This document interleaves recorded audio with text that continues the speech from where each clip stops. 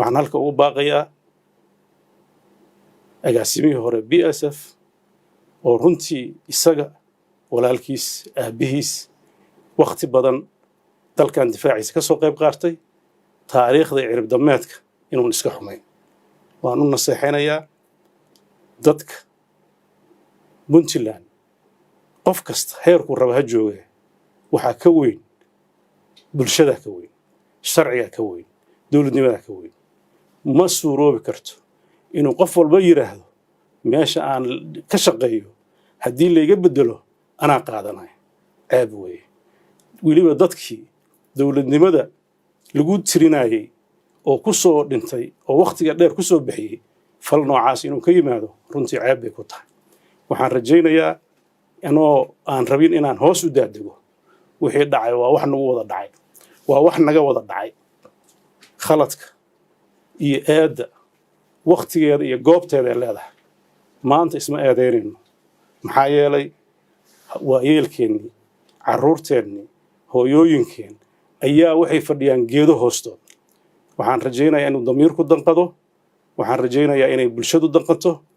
waxaan ka codsanayaa dadka waxgaradka ah ee hadalkoodu saameynta leeyahay ee aan hadallada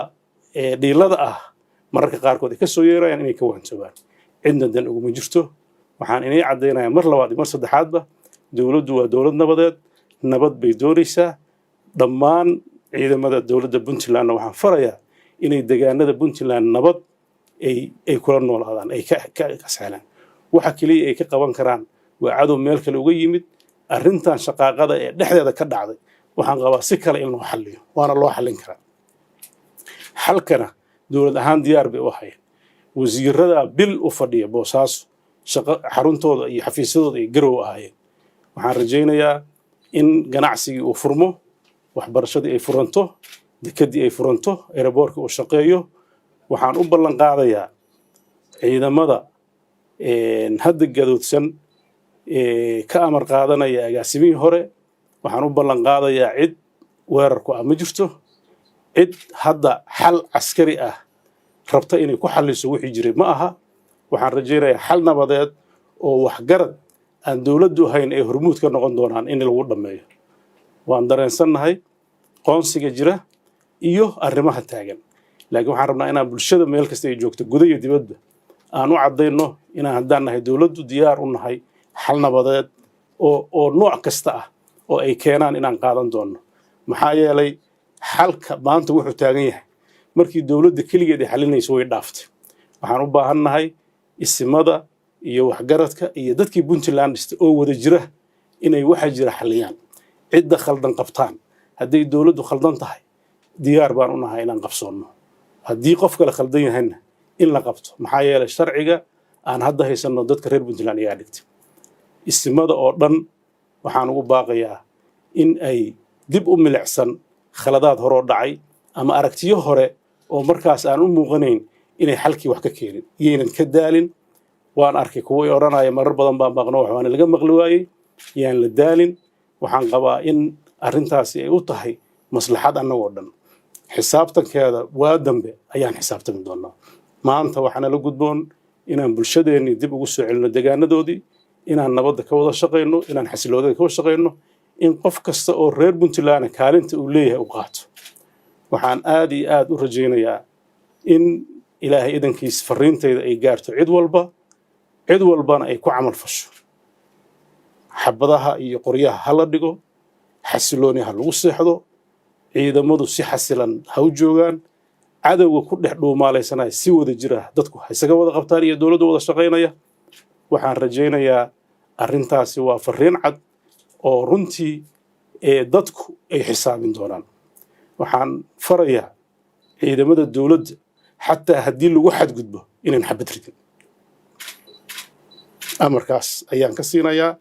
inta u hoggaansan amarkayga oo dawladda ah weeye inta hadda diidan oo diiday amarkii sharciga ahaa ee dadkan uu lahaa iyagana waxaan rajaynaynaa dadka arki doona waxa ay sameeyaan maxaa yeelay haddaan amarkayga ay qaadan lahaayeen waxa dhacay ma dhaceen marka waxaan rajaynayaa iyaguna inuu caqliga taliyo maskaxdu taliso talada la ogolaado waayeelka la dhagaysto waxa la soo gudbinayo wax lagu dhiso waxaan soo jeedinayaa xadgudub kasta cid kasta ha geysatay in xal dhalin noqdo waxaan rajaynayaa in hore loo socdo waxaan rajaynayaa nabadii aan ku baraarnay inaan soo celino dabcan taariikhdu iyo waayaha iyo xisaabtanku way noo dambeyn doonaan waxaan dawladdu ay samayn doontaa baaritaan dhinacyo badan isugu jira khasaarihii dhashay sababihii dhaliyey iyo cidda ku lug lahayd intaba warbixintaas markuu baaritaanku dhammaado ayaan la wadaagi doonaa bulshada meel kasta ay joogto xaqiiqada maanta inaan ka warramo ma rabo maxaa yeelay waxaan ka baqayaa wax badan oo xaqiiqa haddaan ka warramo in dadka samadoonka ay xalka ku jira inay caqabad ku noqoto waxaan rabaa dadka samadoonta inay iyaguna xaqiiqada soo ogaadaan wixii ay naga weydiiyaan iyaga u sheegno waqti aan siino ay ku lafaguraan xaajada meesha taalla iyo xalkeeda waxaan qaadanaynaa xal kasta oo ilaalinaya midnimada iyo dowladnimada iyo kala dambeynta Puntland oo ay runtii gartaan waayeelka iyo waxgaradka iyaga oo wada jir ah waxaan insha Allah u rajaynayaa bulshada reer Puntland iyo tan Soomaaliyeed meel kasta ay joogtaba deganaansho xasilooni nabad horumar iyo in Ilaahay uu ka gudbiyo masaa'ibka faraha badan ee jira waxaad ogtiin dalkeena marxalada adag buu marayaa marxalado wuxuu marayaa deganaansho la'aan marxalado wuxuu marayaa xasilooni la'aan siyaasadeed ka jirto wuxuu marayaa marxalado doorasho wuxuu marayaa marxalado abaareed oo runtii Ilaahay aan uga baryayno inuu ka qaado dadka wuxuu marayaa marxalado kala duwan oo dhaqaale oo adag intaasba waxaan u baahanahay inaan uga gudubno annagoo wada jirna annagoo midaysan annagoo ilaalinayna wixii aan ku caana maalnay ee kala dambeynta ah iyo Puntland jiritaankeeda cid kasta oo caadifad ka duwan Puntland inay sarreyso Puntland inuu sharci ka taliyo Puntland inay dowladnimada ka taliso waxaan ugu baaqayaa inay ka waantoobaan inta cadawga qarsoon ah iyo cadawga maqan ah waxaan rajaynayaa dadka Puntland inay isaga filnaadaan inay ilaashadaan nimcada ay haystaan dad badan baa ogolayn dad badan baa aan diidan waxaan halka iyagana baaq u dirayaa dhalinyarada ka shaqeysa media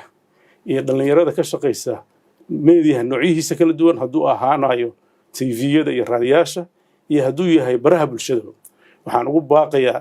kana codsanayaa inay nabadda ka shaqeeyaan inaysan faafin propagandada inaysan barakicin dadkooda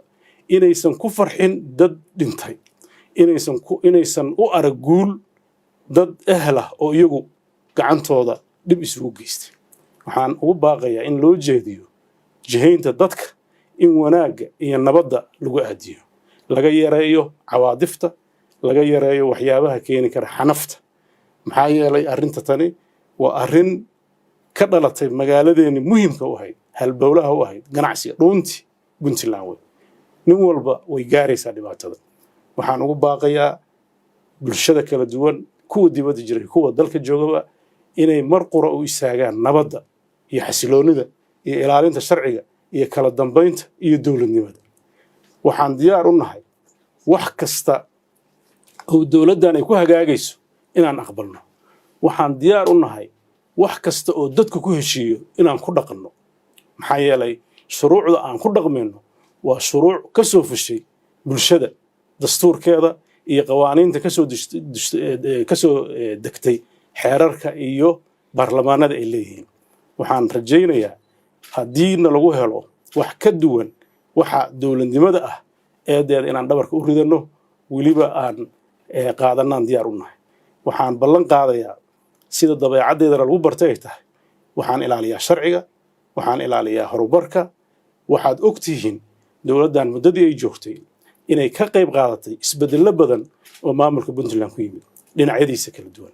dhinaca amniga waxaad ka warqabtaan magaalada Gaalkacyo oo magaalaha ka mid ah magaalooyinka xasiloonida la'aanta markaan nimid oo nabadiid ku badan yahay dowladda Puntland ay ka qabatay waxaad ogtihiin dad fara badan oo ciidamada dowladda ay ku dhinteen lagu laayay saraakiil fara badan ay ku baaba'een dad fara badan oo birmageeda ah lagu dilay maanta waxay ku noolaanaysaa nabad waxay ku noolaanaysaa deganaansho waxa lagu keenay waa dowladnimo waxaan filayaa dowladdu waxtarkeeda dadku ma wada yaqaan laakiin dadka reer Gaalkacyood baa garanaya waxaan magaalada Gaalkacyo tagay iyadoo waxgaradkii ciidamadii cid walba joogtay kala shakisan tahay oo nimankii shabaabka dhexdooda ay kala qaybiyeen oo awood u waayay inay nabadooda sugaan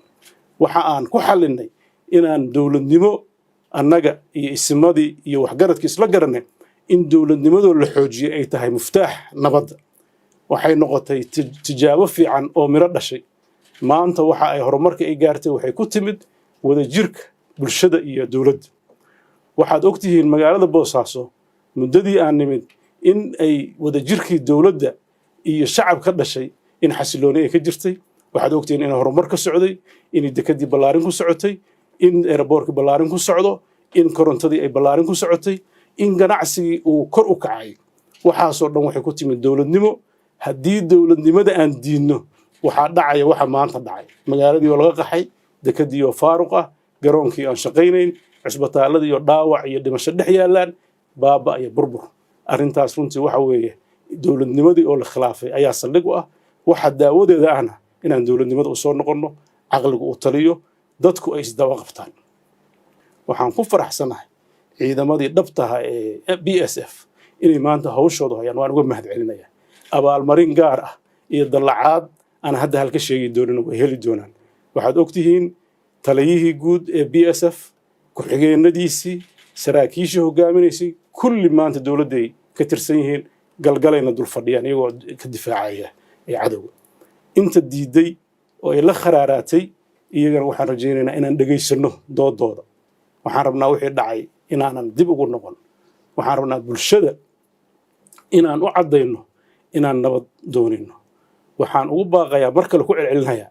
dadka reer Puntland oo dhan waa inay u istaagaan nabadan waxaan uga mahadcelinayaa isimada meelaha fogfog ka yimid oo mudug iyo sanaag iyo sool iyo caynba ka wada yimid oo u gurmanaya in magaaladaas ammaan noqoto inta halka aan ku arkay inta Boosaaso joogta inta ku soo socota waxgaradka oo dhan waxaan leeyahay hawshiina gud isimada jooga oo u horeeyo boqor burhaan boqor muuse waxaan rajaynayaa inuu nabadda sida dhaqanku ah laguna yaqaan inuu nabadda u heliyo waxaan rajaynayaa isimadii runtii halkaa jooga oo boqor burhaan u weyn yahay inay nabadda ka shaqeeyaan waxaan ka codsanayaa boqor burhaan waa boqorkaygii waa boqorkii Puntland waa boqorkii Soomaaliyeed inuu nabadda u heliyo haddii shalay bayaan soo baxay dadka qaybtiis iyo dowladduba ay u aragtay inay khaldanayd macnaheedu maaha in nabaddii inuu ka shaqeynin waxaan ugu baaqayaa inuu nabadda ka shaqeeyo waxaan diyaar u nahay inaan la shaqeyno waxaan diyaar u nahay inaan si dhow wada shaqeyno dabcan bayaanka hore dowladdu uma aysan arag wadadii saxda ahayd laakiin uma aragna inuu khalad ahaa waxaan u aragnaa aragti markaas la toosnaatay dhici karto inay tan arkayeen laakiin u baahneed in sharaxaad iyo in la isla fariisto ku habooneed waxaan rajaynayaa wixii ay arkayeen oo annaga aan noo muuqanayn inaan hadda diyaar u nahay inaan aragno hadday arkayaan waxa aan markaa arkayna wax ka duwan in lala arko iyaga iyo inta kaleetaba oo xalka la wada qaato waxaan halka uga baaqayaa dhammaan boqorka beeldaajayaasha ugaasyada salaadiinta waxgaradka dowladda culummada cuqaasha aqoon-yahanka siyaasiyiinta ururada iyo cid walba oo sama jecel inay samaha ka shaqayso nabadda ka shaqayso horumar ka shaqayso waxaan rajaynayaa dadku inay dib u noqdaan dadku guryahooda ku noqdaan taasaan ku baaqayaa waxaan diyaar u ahay xal kasta oo nabadda Puntland iyo kan Soomaaliya ka shaqeynaya khaladaad ka dhacay ma rabo inaan ku noqnoqdo hadalku inuu ila tago ma rabo message-kayga ugu muhiimsan waxa weeye magaalada Boosaaso laga bilaabo berri dhammaan hay-adaha dowladdu inay shaqadooda si dabiici u furaan